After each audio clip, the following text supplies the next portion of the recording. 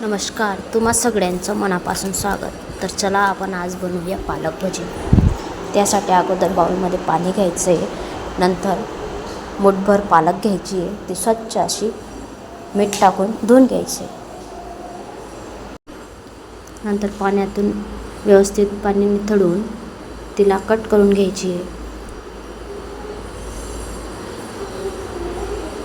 बारीक बारीक कट करायची आहे. नंतर आपण एक पेस्ट बनवून घेऊ. मिरची, धने, अद्रक, लसूण, जिरं आपल्याला हे भजीमध्ये वापरायचं आहे. बेसन पीठ घ्यायचं आहे एका बाउलमध्ये. त्याच्यामध्ये आपण आता ही पेस्ट टाकूया. चिमूटभर हळद आणि चवीनुसार मीठ घ्यायचे. त्याच्यानंतर आपण चिरलेली पालक आत घालायची आहे आणि ती चांगली पिठामध्ये मिक्स करायचं आहे.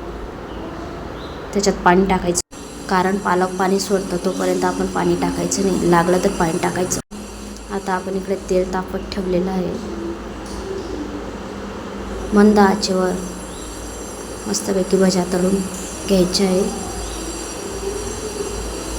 गॅस हा मंद राहू द्यायचा आहे आणि थोड्या थोड्या भज्या टाकायच्या आहे. कुरकुरीत होईपर्यंत आपण त्यांना तळून घ्यायचं आहे.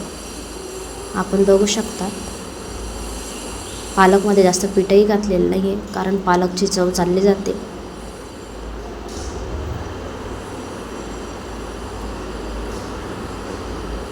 छान असा खरपूस रंग येत आहे. तोपर्यंत आपण गॅस मंद आचेवरच ठेवून तळून घ्यायचा आहे.